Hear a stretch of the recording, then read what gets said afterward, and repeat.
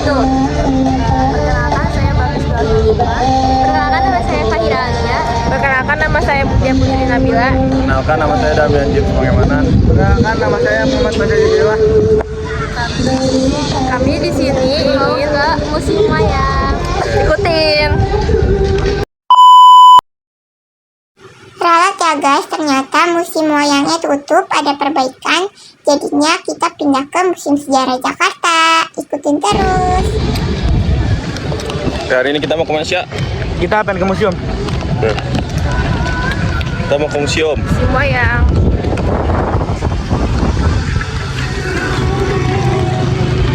Panas ya. Ini kalau bukan karena tugas dari Bu Nadia nggak bakal gue kerjain nih. Malas. Oke, lanjut lagi pas di museumnya. Jangan dulu kita lagi di mana? Kita lagi di museum. Tahu? Museum Sejarah Jakarta. Museum Sejarah Jakarta ya. Museum mana? Museum mana? Museum Sejarah Fathahillah. Namanya Fathahillah. Fathahillah ini. Ini museum sejarah Jakarta. Cok. Baik, lukis-lukisan tentang pada zaman Belanda dulu. Sekarang kita berada di depan ondel-ondel, musuh deket-deket dong. Dan di sini kita oleh-oleh.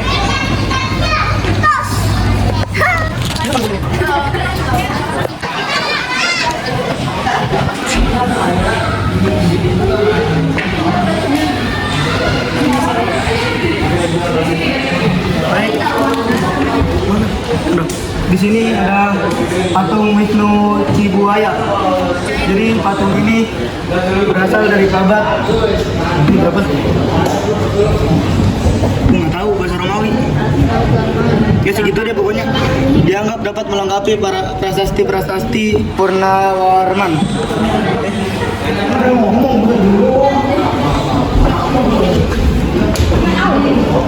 Jadi arca batu granit ini itu ditemukan di sebelah timur pelabuhan Tanjung Priok pada tahun 1883, berukuran tinggi 60 cm. Nah, sosok kali. Ini kemungkinan tuh tokoh komunitas RSI, orang suci Hindu.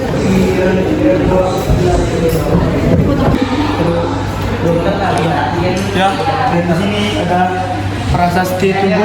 Ini dong, sini dong.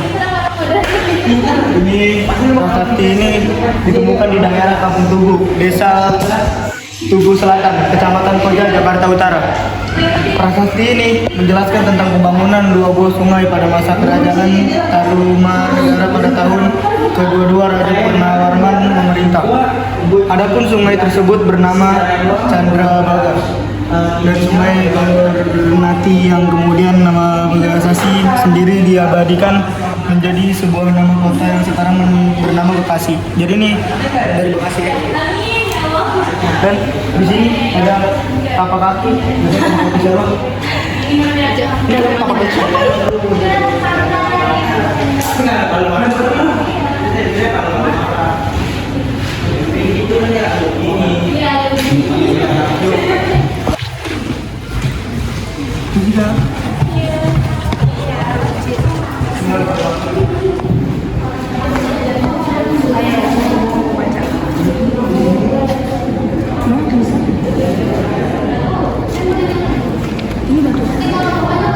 Ini batu apa? Ini batu apa? Ini batu.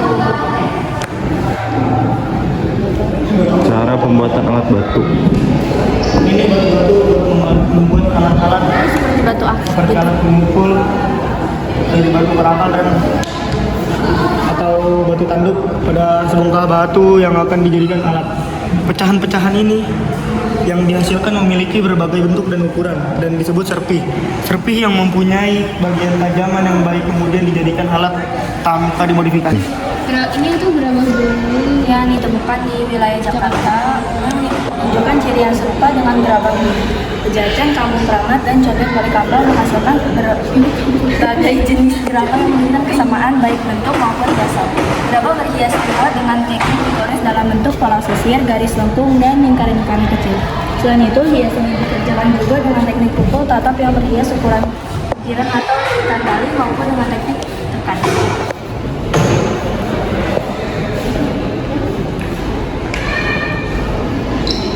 Di sini ada rangka manusia dari situs Batu Jaya. Jadi ini kerangka-kerangka dari orang-orang yang zaman dulu, zaman kerajaan.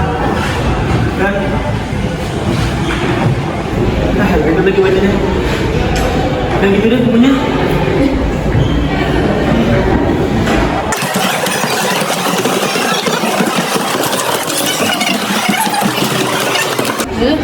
Ini ada miniatur kursi.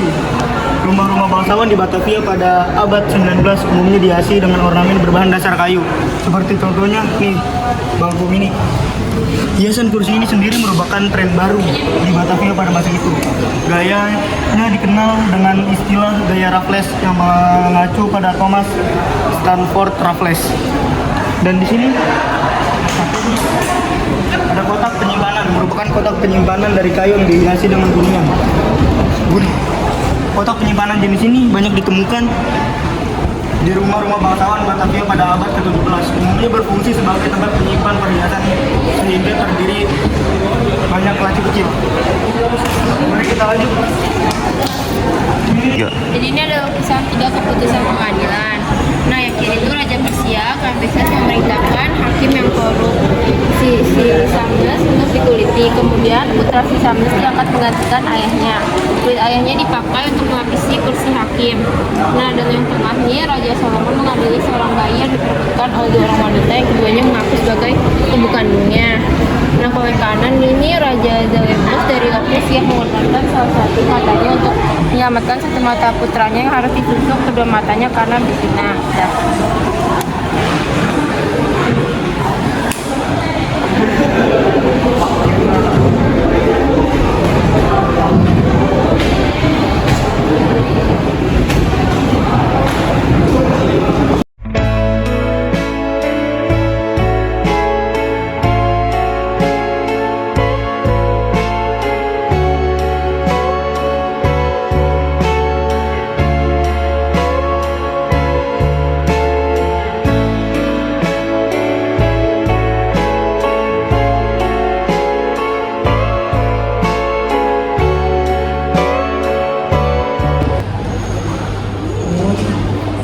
Ini ya guys, isinya dari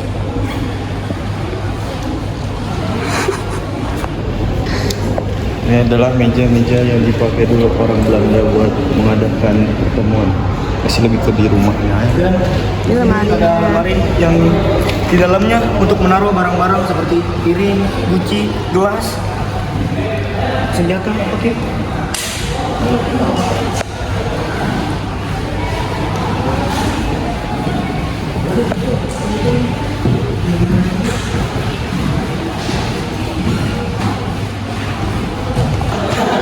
Terdapat 6 kursi dan meja terbentuk elips yang dahulu digunakan untuk persidangan oleh para hakim untuk para dakwa yang akan diputuskan hukuman mati, pembuangan atau bebas. Namun kebanyakan tahanan menerima hukuman mati. Pahlawan nasional yang pernah menjalani sidang pada ruangan ini adalah Pangeran Diponegoro dan Cut Nyak-ding. Mereka mendapatkan hukuman pengasingan ke 2 tempat berbeda. Pangeran Diponegoro diasingkan di Makassar, sedangkan Cut Nyak-ding diasingkan di Sumedang.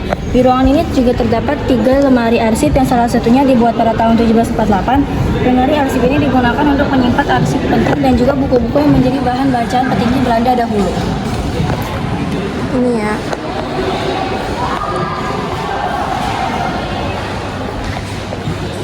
Ini sejarah Balai Kota menjadi Museum Jakarta ya.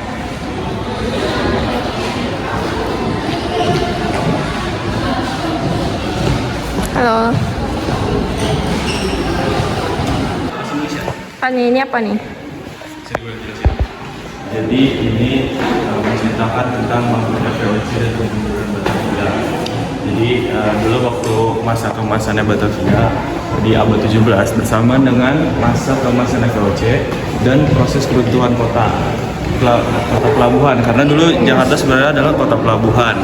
Jadi satu pusat perdagangan terpenting di Asia sejak pertengahan abad 18 juga berlangsung dalam periode yang sama dengan kemunduran VOC.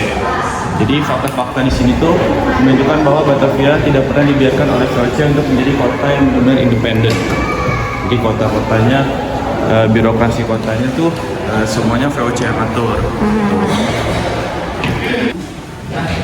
Istilah Inggris seringkali dipakai untuk mengkategorisasikan karya seni atau arsitektur adaptif yang dihasilkan di masa Hindia Belanda sejak 1799 hingga 1942. Gaya ini adalah kombinasi dari gaya lokal Nusantara dipengaruhi gaya Eropa dan terkadang dipengaruhi sentuhan gaya Inggris dari daerah koloni Belanda lain. Salah satu peninggalan dari gaya seni ini yang masih dapat dilihat selain arsitektur adalah koleksi furnitur yang menjadi salah satu fokus pengoleksian di Museum Sejarah Jakarta.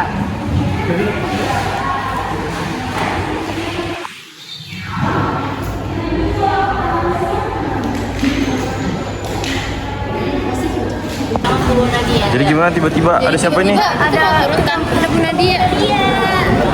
Bu. Hah? Bu, kok tiba-tiba ibu yang ngasih tugas ibu datang juga sih, Bu? Loh, mau apa? Saya kan juga perlu memperdalam museum ini. Is. Jangan-jangan ibu juga mau memberi tugas diri sendiri. Ibu sendiri. Ada museum head. Is. Kok sama cewek sih, Bu? Sedih amat. Ada. 10 menit. Lanjut ya, Bu. Udah jangan.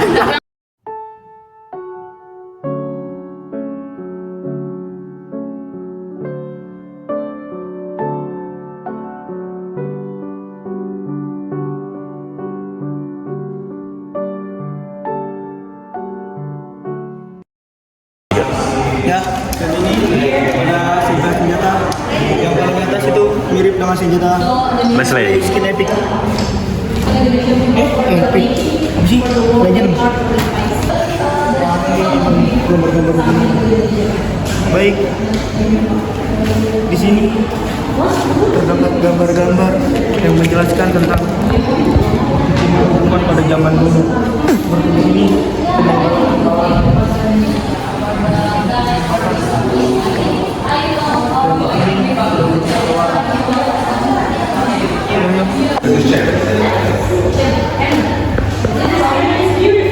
Baik, di sini ada pedang, di mana pedang ini digunakan oleh para tentara buat persenjataan.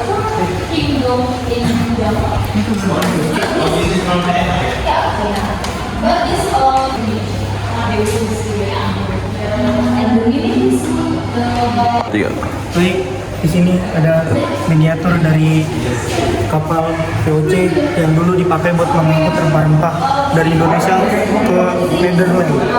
Jadi dari kisah menarik kapalnya ini tuh pernah diperintahkan untuk membawa gerbang Jakarta. Namun saat melewati perairan Australia, kapal ini sekarang bersama pintu kota Batavia. Ini kesimpulannya. Baik, kita sudah ada di luar. Jadi kesimpulan dari museum yang kita pergi ini adalah jangan pernah sekali-kali kita melupakan sejarah, karena sejarah itu sangat penting bagi kehidupan nusa dan bangsa. Dan kalau nggak ada sejarah, kita nggak bakal tahu apa yang sudah terjadi di masa nenek moyang kita. Paham. Oke, jadi kita di sini ada di penjara bawah tanah. Kita mau masuk penjara karena pasien telah menculik anak kecil.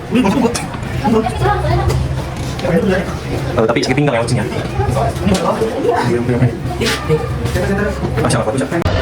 Oke guys, jadi perjalanan kita di Museum Fatailah yang tadinya mau ke Museum Wayang, ternyata Museum Wayangnya tutup. Jadi kita Museum Sejarah Jakarta aja ya. closingannya gimana nih? Sini dulu closingan dulu, closingan. Dan sekian dari kamu kali. Selanjutnya mohon maaf kalau ada salah kata. Wassalamualaikum Warahmatullahi wabarakatuh. Panas guys. Ayo pulang yuk.